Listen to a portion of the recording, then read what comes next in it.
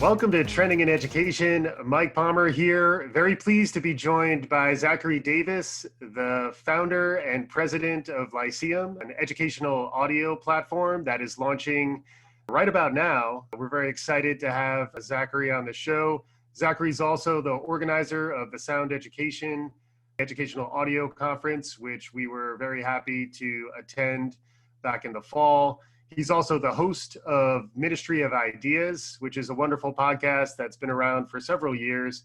And as if that were not enough, he's also about to launch. In fact, I just listened to the first episode. So he is live with a new podcast called Writ Large about the books that had the most profound influence on the world and civilization. Lots of amazing stuff going on in Zachary's life. He's also a recent parent, as I am as well, although 15 months, I don't know how long I can say that. Regardless of all this, Zachary, I'm really happy to have you. Thank you for joining us on Trending in Education. Thank you so much, Mike. It's a pleasure to talk with you. So, Trending in Education, we're getting titular here. Trending in Education, we want to understand what trends are happening in the world of education. One trend that is evident in education, it's also evident more broadly in media consumption, is audio. Our listeners are listening right now, so they understand the power of audio. But I'd like to begin there with you. Top level, do you have any thoughts on education and audio and how those two are intertwined? Sure. So about 7 years ago, I heard about a new initiative called edX. And I was invited to apply at HarvardX, which was the group that was going to be making Harvard's free, massive, open online courses.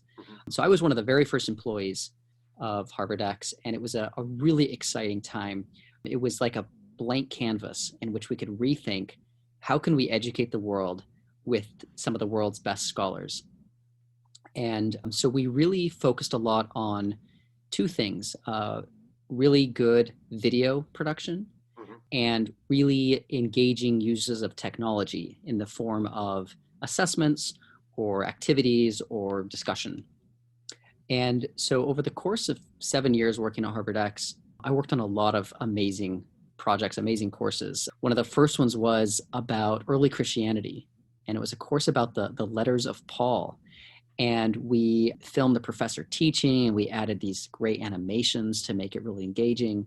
We even created this cool, what we called a time map, which showed you both where the letter was written in the Middle East and when. And so you could kind of see the path of these letters, and it was really exciting. And when we launched, the professor that I worked with was used to seminars of 10 people, and we had 30,000 people sign up to take this course.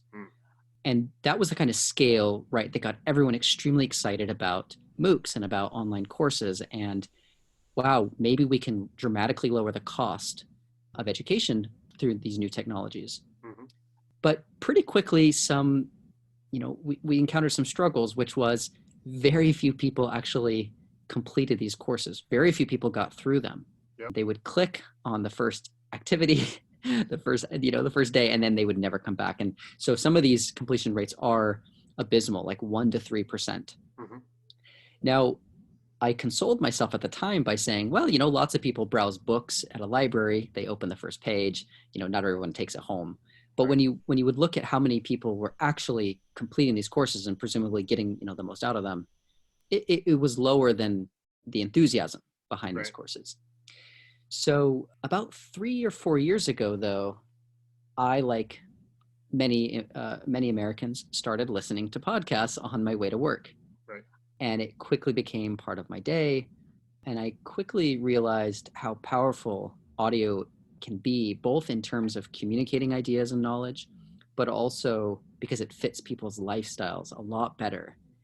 And one of the reasons I think people don't finish any of these MOOCs is because they're on screens all day for work.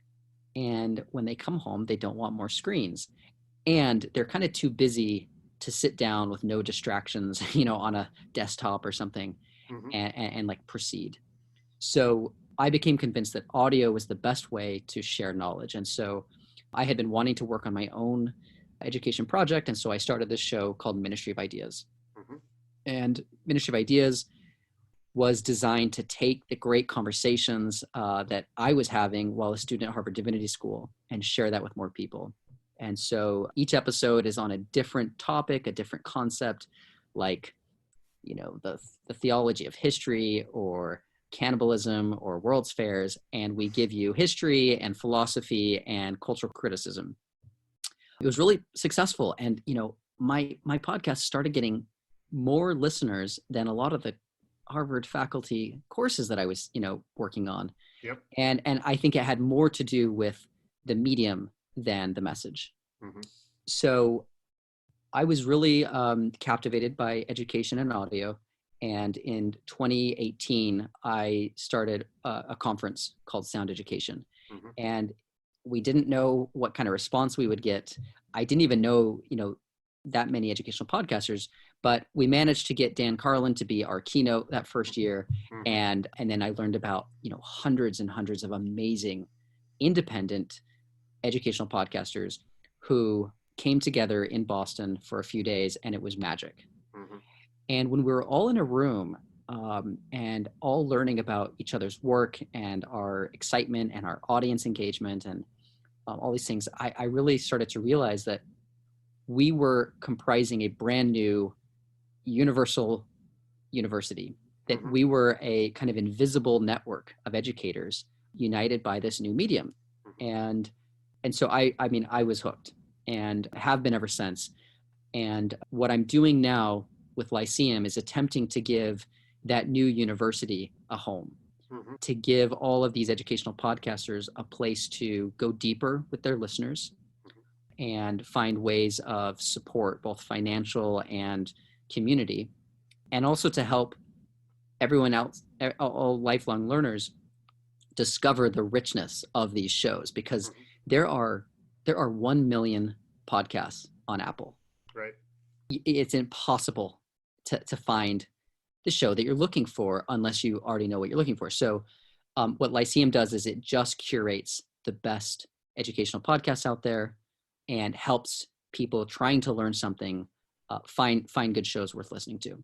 Yeah, it's fantastic history there, and good job by you taking the initiative to kind of pivot off of the traditional concept of a MOOC. And in many ways, I do think educational audio is in many ways meeting some of the promise of MOOCs that never was fully realized. And many of the themes we talk about on Trending in Education regularly, you've hit on. One is, audio is the new video, is something that I like to say. And then also the importance of finding good curation of content in a world where we're swimming in noise and just confusion. It does sound as though Lyceum, which is live now too, right? So like it's launched like within the last few weeks. Is that correct? We launched yesterday. Oh, wow. Very timely. That's, I like to say zeitgeisty at least once a show. So this is very much in the collective consciousness and really fantastic stuff from what I've seen so far. I want to explore more, particularly the community features I found really interesting, because as someone who both produces podcasts, hosts them, and also is an avid listener to them, one thing that I've struggled with is feeling that sense of community and connection that you can find in a great educational community or university. Can you talk a little bit about that? Because it does seem as though that has been both built into the launch of the application for Lyceum, but also just generally speaking, it does seem like that is part of your mission, as I understand it, is to not just curate, but also build that sense of a learning community through the folks who are listening to Lyceum shows. That's exactly right. One of our taglines is we help turn podcasts into classrooms. Mm-hmm. And the way we do that is we give every single podcast a discussion room, its own discussion room, where the host or the creator can share comments and ideas and links and readings and all the things that can deepen their listener engagement with their show. Mm-hmm. Most of the shows that we produce come from research and, reading. And there's a lot that we would love to share beyond just the episode. And so we give creators that ability to do that. And it also gives listeners a place to come together and find other fans. There are really passionate trending and education listeners who would love to talk to one another and geek out about, the future of education. But right now there's really not a place to do that. You can kind of do it on Twitter and Facebook, but I would say not very successfully because it's so open and because a lot of people don't even like those platforms. Right. Lyceum is a safe place just for the show that the creator can control and moderate, and that listeners can, in a more private sphere, share ideas and knowledge. So that's something that's really important to us. And I think that learning should happen in community. And I think you're absolutely right that because audio is inexpensive and easy to distribute globally, I do think educational podcasting is fulfilling the promise of MOOCs that got so much attention in the national press. Yeah, it's interesting because when I was a regular commuter, and I'd love to get your thoughts on the impact of the COVID-19 pandemic on listenership and folks' ability to be lifelong learners who are leaning into the opportunity that this very difficult time is affording all of us to be more reflective and look at our own personal growth. But when I was pre-COVID-19, when I was commuting to work, that was one of the main times I'd be listening to podcasts. And I was always joking that, while on the subway, my visual field was really focused on self-preservation, but I still could afford my ears and my ability to listen to learning. And then what I've been more interested in of late, now that I'm commuting less, is the idea of listening to something and then being able to supplement it with more, so that audio is great in that when you're on the go you can listen. But what I really am intrigued by, and it seems like Lyceum is beginning to explore this, is what about the more full experience when you are maybe at your home, where you have the affordance of being able to read along while listening to content, or to be able to engage in a discussion either while listening or afterwards. Can you talk a little bit about that? Like both use cases, I guess. On the one hand, the ability to engage with audio really throughout your life, whether you're doing chores around the house or you're driving somewhere, you're commuting, audio can be a really wonderful companion in those contexts. And then I'm really curious about your thoughts, because Lyceum seems to be entering into this space, when you have more of your attentional energy to be able to devote to what you're listening to. Even in the example of Writ Large, I would imagine listeners could have the books themselves in their hands, and they could be browsing through an annotated version of the book, or they could, the possibilities are really endless when you think about it. And that's always struck me. I'd love to get your thoughts on that. Yeah, so I think, first of all, audio works because it's hands-free, because you can do it while you're doing things in, what Mike Duncan, a host of a History of Rome podcast, calls garbage time. It used to be, oh shit, crap, I've got to do the dishes. Well, now it's like, yay, I get to do the dishes, podcast time. So I'm reluctant. I mean, there's a reason why video, isn't as good as audio for this kind of lifelong learning, the way it fits into your life in this way. So my vision would be, you listen to a show about Plato's Republic, and then after you've gotten engaged and invited into this topic, the host can say, here's a link to the Stanford Encyclopedia of Philosophy entry. This will give you a lot of good roundup. Or here's a link to a video that's really, really fantastic as well. Or here's, a text, the Project Gutenberg text, where you can start reading for yourself. So I think of great podcasts as an invitation to a topic, a spark of a topic. And then we can help listeners go a little deeper. It makes a lot of sense. So what about these difficult circumstances that in many ways you're launching into? where, where many of us are sheltering at home. It is global, this pandemic that we're all struggling with. So I think there is almost a collective, maybe asking you to wear your student of divinity hat as well. Like there is a collective need or opportunity maybe to be more reflective and, maybe remove some of the distractions that we've all become so accustomed to in the pre-COVID-19 experience. Any thoughts on how this may impact opportunities for lifelong learning, opportunities to engage in content like educational podcasting? I've certainly been thinking of it as an opportunity for myself to kind of reimagine my own self-improvement because I have more time. It's also obviously been a time to be more reflective about the people I care about and trying to stay connected, even though I have to be physically distanced. It is a time, I think, where we're all really, it's a forcing function in many ways. So I'd love to get your perspective on that, and then where you think curated educational podcasting and the community features that you're launching may actually provide opportunities for folks while they're struggling with these difficult times. Well, first off, all of us who are staying home right now are, struggling with loneliness and isolation. And so I think to be able to listen to a show that you like and then, share ideas and conversation with other people listening is something that we hope we can help with.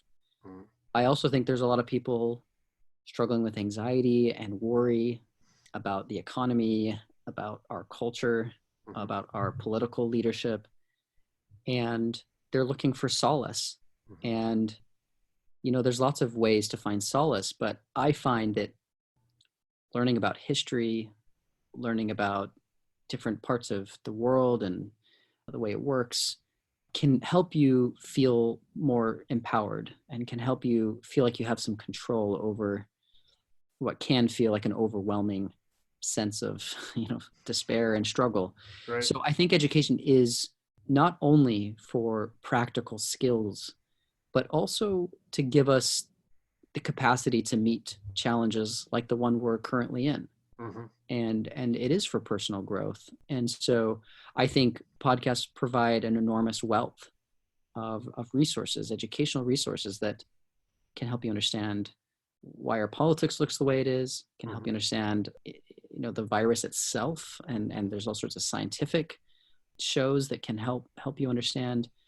So, I mean, really in times of crisis, education is an important tool we have to overcome it.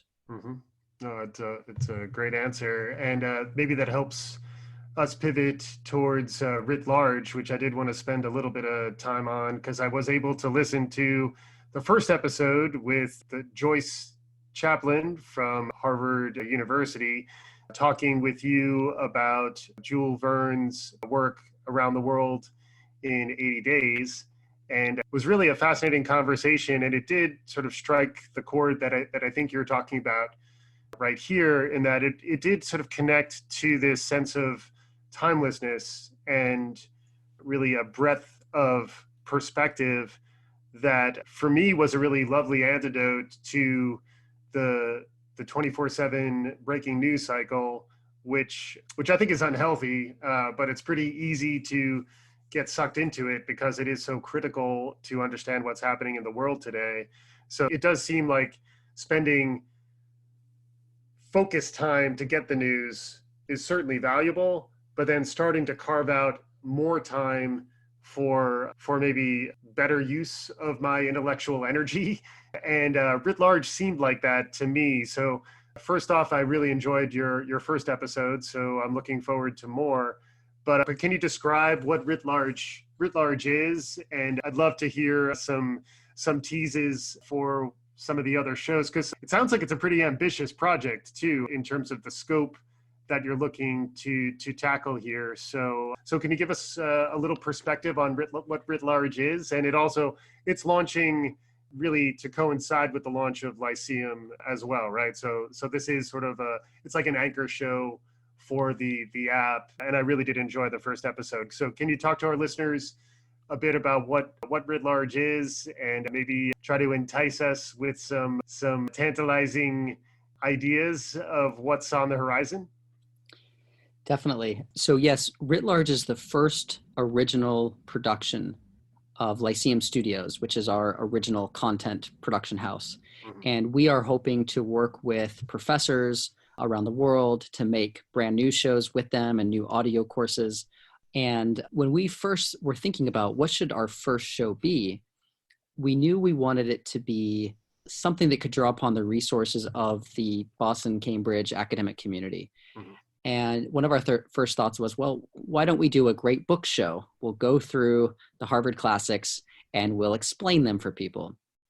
And, I think that was going to be a fine show. But, as I thought about it, I'm like, if you haven't read a book, listening to a long summary and analysis of it is kind of boring. It's, you just can't follow along.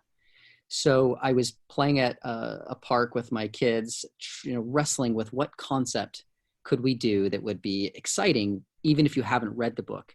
And that's when I got the idea, well, why don't we do what happens after the ink is dry, after the book is published? It's afterlife in the world. And so this is a show about the impact of books. So you don't have to know about the book, what's in the book, really. It's all about its influence. And so there are some books that have absolutely changed our world. I mean, just think about, Darwin's Origin of Species, absolutely like changes massively the way we live and the way we think. And there are many books like that. And so that's what Writ Large focuses on. But it's not just the big famous books. It's also books you've never heard of, but nevertheless have really shaped many important things about life. So, for example, we interviewed a Stanford professor named Rowan Doran about a book called The Life and Passion of Saint William of Norwich. Okay? None of you have heard of this book. Nobody has. But this book is the most important anti-Semitic book in history. This is the book that influenced the Nazi ideology, that influences conspiracy theories even today.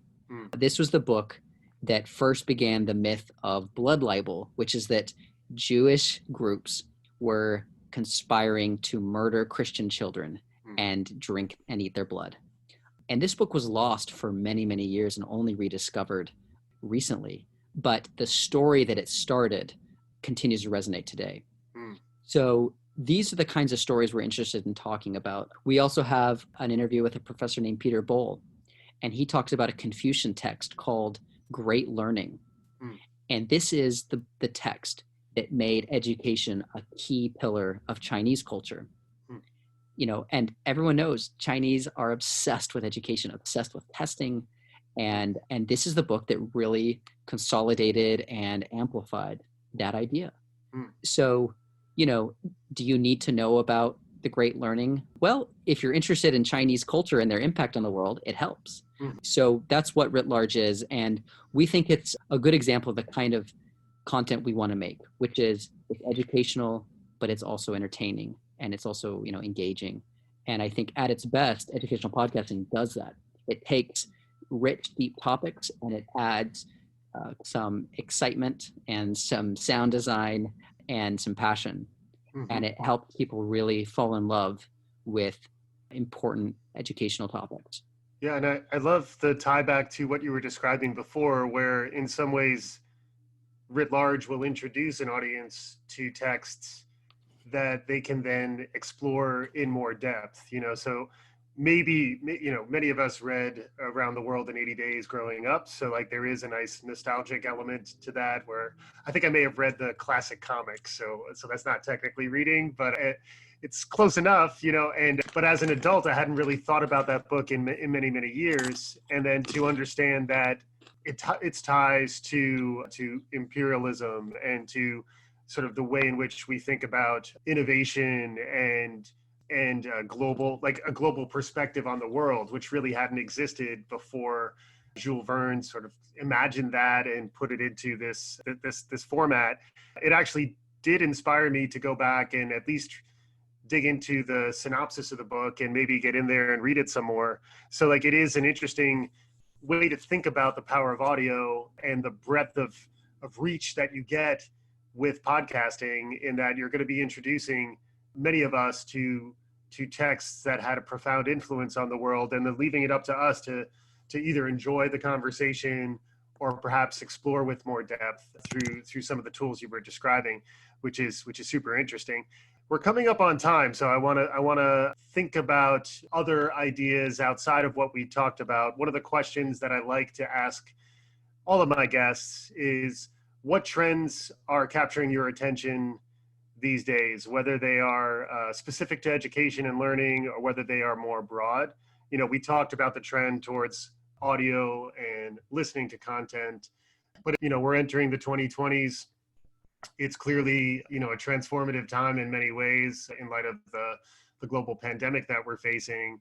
What's capturing your imagination in the broader global world that we're entering that will either have an impact on education or just on how we live our lives, or really anything? So this is your opportunity to freestyle. You can bring any concept to, you know, we're talking about curation. What's capturing your imagination that you think our listeners might be intrigued by? Well, I guess I will just confirm that I do think we are entering a new audio age. And as a trend spotter yourself, I think that for 500 years, we were in a Gutenberg age, a print age. But with podcasting, with the way we can easily distribute audio, I think more and more scholarly discourse, more and more teaching will happen through audio, because we prefer the human voice to the dead page. Mm-hmm. And I think that affective, emotional power is going to be a great strength. So I think you'll find more and more teachers and professors using audio to share their knowledge. Mm-hmm. I think more and more institutions will take podcasting seriously. And I think more and more lifelong learners will be using audio rather than video or textbooks to continue to be nourished intellectually. I also think because of that, the trend of online course towards very short, 3 to 7 minute videos, I think that might be nearing an end. Now, I mean, it's not that video and YouTube is going away, Sure. not by any means, but I actually think that the lecture form is a beautiful form. And I think that long, rich, deep conversations is as engaging as it gets. And so I think long form is a return to a trend. And I think that people, after this pandemic, I hope that it helped us rethink the crazy pace of the world. Globalized economies move very, very quickly. And I would hope that we can keep this slower pace that has been forced upon us, but perhaps we will be able to learn something important from it. Mm-hmm. Fantastic answer. And for our listeners who want to learn more about Lyceum, Writ Large, many of the topics that we discussed throughout today's show, where should they go? What should they do? So you can download Lyceum on the App Store or Google Play. That's Lyceum. It's the name of Aristotle's school. And you can download the app and start listening today. And we would love for you to check it out, and we'd love for you to rate and review it and let us know if there's features that you would want. And then you can listen to Writ Large in Lyceum or any podcast app. You can also learn more about the show at writlarge.fm. Awesome. Zachary Davis, thanks so much for joining us. You're a wonderful guest, and appreciate the thought leadership that you've provided me in our limited exposure thus far. And I look forward to continuing the conversation down the road. Thank you so much, Michael. And to our listeners, we'll be back again soon. Thanks again for listening.